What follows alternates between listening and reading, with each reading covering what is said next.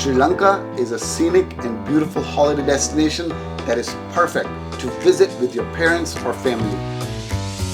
In this video, I'll give you the complete guide and an ideal itinerary for a truly memorable trip to Sri Lanka in an easy and affordable way. When is the best time to visit Sri Lanka? How long should you stay? What are the visa requirements and cost? Where can you stay? And what are the transportation options between public and private taxis? Additionally, should you carry cash or use cards? How expensive is dining out? Is vegetarian food easily available? And what adventure activities you cannot afford to miss? So, watch the full video to get all this information.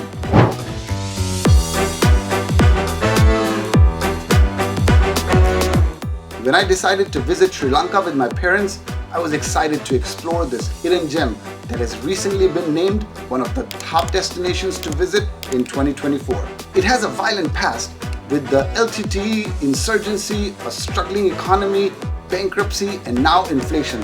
But the people in this country are welcoming. Nature is bountiful and there's lots of history and heritage to discover.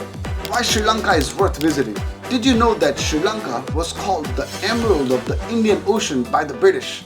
It gets its name from its natural beauty, verdant forests, and emerald-toned ocean. Here, the Indian Ocean is both magnificent and soothing, with beaches that make great spaces to unwind in. Sri Lanka has hundreds of waterfalls, tea gardens that stretch to the horizon, and clean emerald green beaches.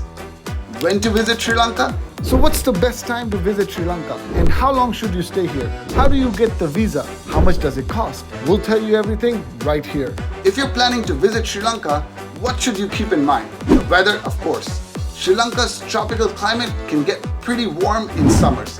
The best time to experience this island nation is from December to mid-April. So, if you don't fancy wrapping yourself up in jackets and wool, swap them for a swimsuit and shorts here. It's worth soaking in the sunny days and napping under the clear skies. If you love to explore nature, there are jungle safaris in the dry season, December to April. You can see leopards and elephants gathering around watering holes. If you're traveling on a budget, consider visiting in April or September and October to avoid peak season rush and better deals. The beaches here are less busy and the jungle trails are less crowded around this season. Getting a tourist visa for Sri Lanka. Getting a tourist visa for Sri Lanka is straightforward, with online applications or embassy visits available for most countries. Visa costs vary. For example, citizens of SAARC countries like India, Pakistan, Bhutan, Nepal, people pay less compared to the US passport holders like myself, who typically pay around $50. Staying in Sri Lanka. Where can you stay here? And how much will it cost you? And how do you get around here? Public transport or private taxis? What's the best option? During my visit, I stayed at a mix of luxury hotels and budget guest houses. While the luxury hotels were great, I found that the guest houses offered a more genuine experience of Sri Lankan hospitality. The owners of these guest houses were always eager to help with tips on where to go and what to see. Plus, the free breakfasts were always a great way to start my day. Getting around in Sri Lanka. Getting around in Sri Lanka is very much a tale of two halves. Locals use buses, the most common form of public transport in Sri Lanka. They're cheap and connect even the remotest villages. You'll see them all the time on the island's major highways, and you can usually find a ride to any town you need to go to. That's the good news. The bad news is that the drivers tend to go pretty fast and erratic, and when they hit the brakes, let's just say you need a strong stomach for that. On the other days, the bus will go really slow. In my opinion, trains offer a more relaxed means of getting about and will get you to many parts of this country. One problem though, sometimes they run late, by hours. Looks like the train is running late. I'm just checking the train. I'm on the Badula train. That will come after this? Kandy to Badula? Yeah. 11 o'clock yeah. one? Okay. Okay, this is still not the train. It looks like we have to wait a little bit longer.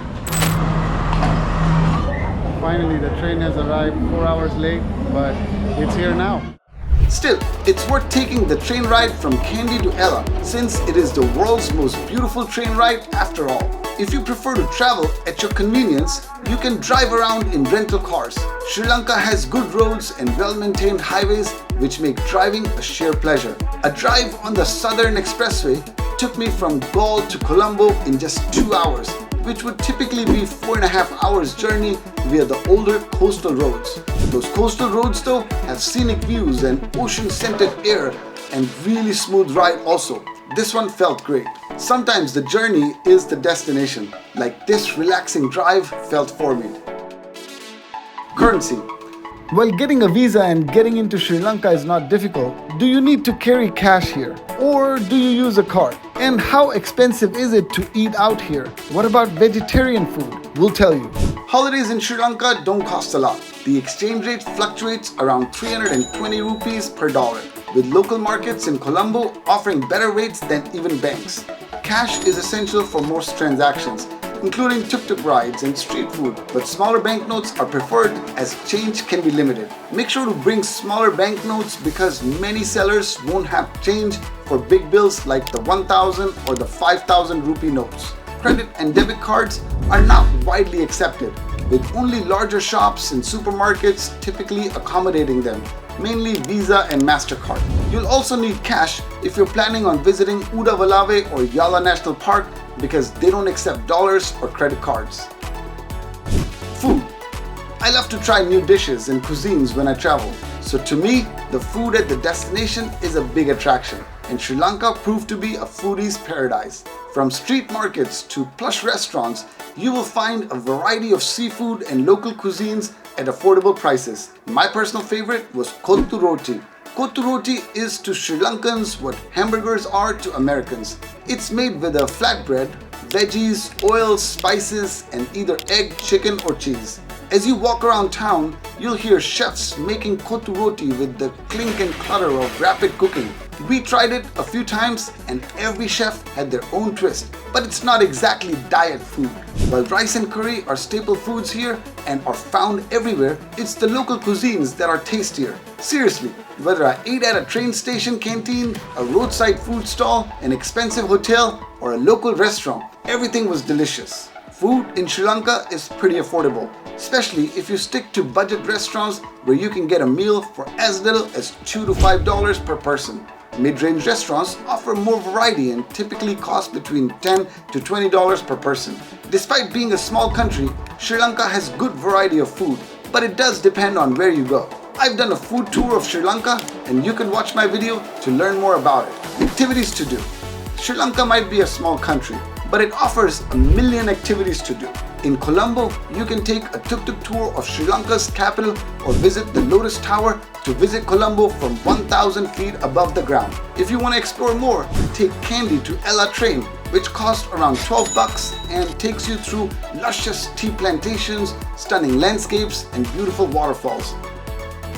In Ella, you can hike to Little Adams Peak or explore Nildia Pokuna, a cave that goes 1 kilometer below Earth. If you love wildlife, you can go on a jungle safari in both Yala and Udawalawa. You can also do whale watching or scuba diving in Marissa, which provides excellent diving conditions, making it one of the most favorite diving locations in all of Sri Lanka. I traveled through Sri Lanka for 9 days and found each stop unique. The beauty of this island nation is raw, natural, and marked with ancient history. Spiritual spots also stand out here, offering a sanctuary from hectic travel. Sri Lanka offers a sense of transcendental connection through time and nature, making it one of the most beautiful countries in the world to me. If I've inspired you to explore Sri Lanka, don't forget to check out the links to videos of all these experiences in the description. If you've enjoyed this video, watch my other videos that bring the best of Sri Lanka travel experience. Until next time, goodbye.